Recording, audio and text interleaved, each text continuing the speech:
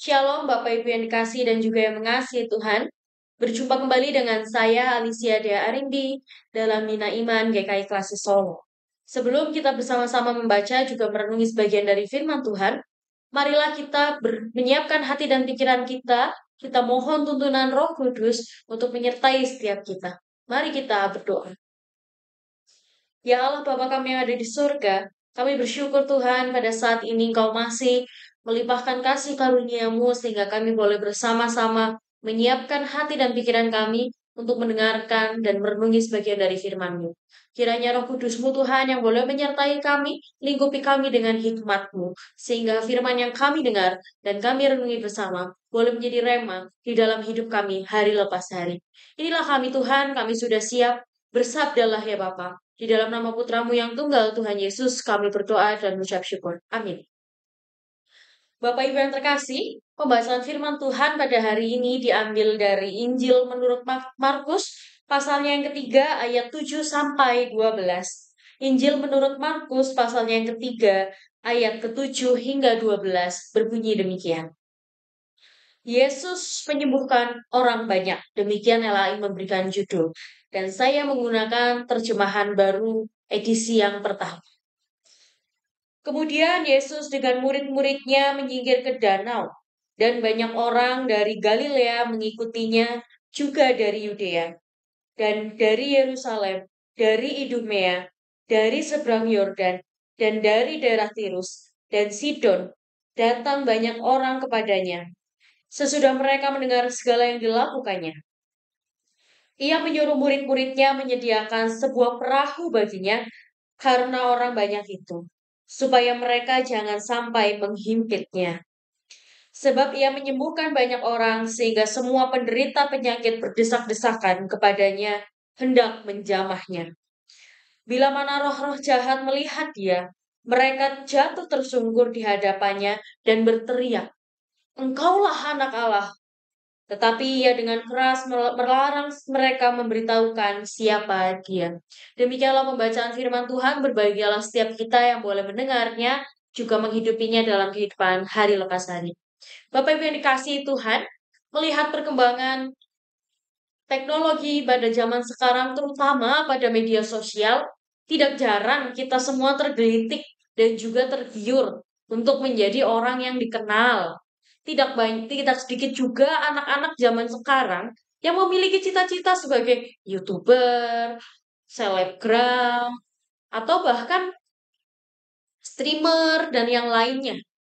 Banyak anak-anak zaman sekarang yang memiliki motivasi, aku ingin menjadi selebgram, aku ingin menjadi YouTuber, aku ingin dikenal oleh banyak orang dengan iming-iming popularitas, kemana-mana kita dikenal, dan juga dengan iming-iming kita akan sangat mudah mendapatkan uang ketika kita terkenal di sosial media.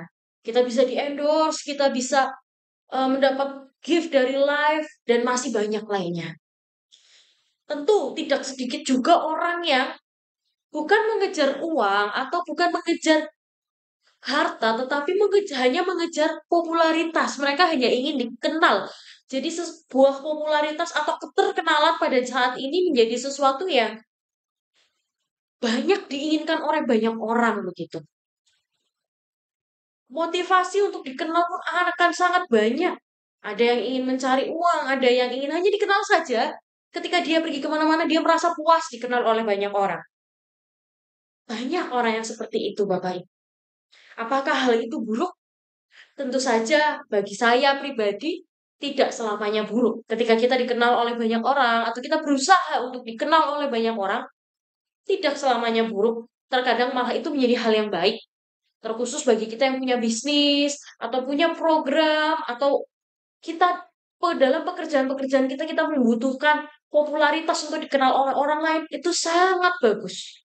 Namun menjadi buruk ketika popularitas itu hanya dijadikan sebagai alat bagi kita untuk melakukan apa yang kita mau. Atau popularitas itu menjadi buruk ketika kita mengejarnya dengan cara yang tidak benar dan tidak baik. Ketika cara yang kita pilih tidak baik, dan ketika tujuan yang kita pilih tidak baik, itu menjadi popularitas yang hampa. Popularitas yang tidak berarti apapun. Dan pada saat ini Bapak Ibu, kita melihat bagaimana kisah Tuhan Yesus yang dikenal oleh banyak orang. Ketika ia sudah menyembuhkan banyak orang, ketika banyak orang sudah pulih, sudah boleh disembuhkan oleh kuasanya, banyak orang yang berbondong-bondong. Kalau kita sama-sama melihat Bapak Ibu, dari ayat 7 dan 8, tidak sedikit kota yang disebut oleh penulis Injil Markus. Di sana disebutkan ada orang dari Galilea, Yudea, Yerusalem, Idumea, Yordan, Tirus, bahkan Sidon.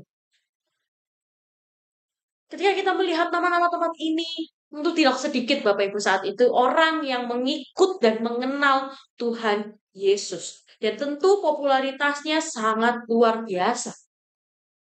Dan kalau kita mau lihat dari sudut pandang kita sebagai manusia, ketika kita melihat Tuhan Yesus yang punya kuasa menyembuhkan, sangat wajar jikalau orang semakin mengenal siapa dia. Dan sangat wajar ketika kita melihat narasi bahwasanya roh-roh jahat mengakui engkaulah anak Allah. Jangankan roh jahat, jika kita berada di posisi saat itu bersama Kristus, kita pun mungkin akan menyatakan hal yang sama. Bahwa inilah anak Allah, dan seperti halnya kita saat ini ketika kita berjumpa dengan orang yang punya bakat, ketika kita berjumpa dengan orang yang suaranya bagus mungkin, kita tergelitik untuk menyebarkan kepada banyak orang bahwa, si A suaranya bagus loh, nyanyinya enak begitu. Apalagi jika itu adalah Tuhan Yesus yang punya kuasa menyembuhkan, yang bahkan firman-Nya boleh menguatkan, memulihkan untuk setiap orang yang mendengar. Tentu kita tergelitik untuk juga menyebarkan siapa sih Tuhan Yesus. Namun, dalam konteks Injil Markus, Tuhan Yesus justru menegur roh-roh jahat yang dalam tanda kutip berusaha memperkenalkan, ini loh anak Allah. Tentu hal ini menjadi sesuatu yang mengherankan bagi kita. Namun ketika kita perhatikan, Tuhan Yesus punya tujuan. Bahwasanya ia tidak memanfaatkan popularitasnya untuk bisa melakukan apa yang ia mau. Tetapi ia membiarkan setiap kita disentuh dan dijamah oleh kasih-Nya, sehingga kita boleh mengenal siapa itu Kristus dari dalam hati kita, bukan dari pengaruh-pengaruh orang-orang di luar. Kita mengenal dari dalam hati kita, bukan orang lain yang memaksa kita untuk mengenal, atau bahkan kita mengenal Kristus hanya untuk keuntungan pribadi, tetapi kita punya motivasi yang murni bahwa kita telah dijamah oleh Kristus. Bahwa popularitas Tuhan Yesus bukan popularitas untuk menguntungkan Tuhan Yesus sendiri, tetapi popularitas Tuhan Yesus ini adalah popularitas yang memanggil, yang menyamah setiap kita. Maka dari itu Bapak Ibu, minggu-minggu ini kita telah mendekati masa-masa Prapaskah, kita akan masuk kepada masa ragu-abu. Sudahkah kita membiarkan hati kita, membuka hati kita untuk dijamah oleh Kristus? Sudahkah kita mempersilahkan Ia masuk di dalam hati kita, sehingga kita boleh dipulihkan bersama cinta kasih-Nya? Amin.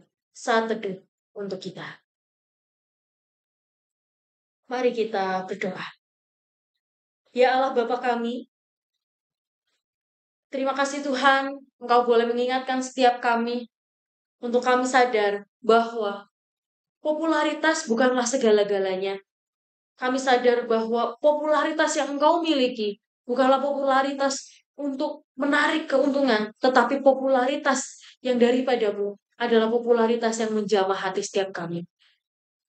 Ya Allah, tuntunlah kami untuk tidak mengejar popularitas, tetapi biarlah kami mengejar perkenanan-Mu ya Tuhan di hadapan-Mu. Biarkanlah hidup kami berkenan hanya di hadapan-Mu, dan biarlah hidup kami seturut dengan kehendak dan firman-Mu.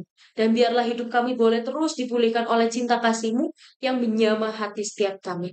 Inilah doa kami ya Bapa, yang kami naikkan di dalam nama Putra-Mu yang tunggal, Tuhan Yesus Kristus. Amin.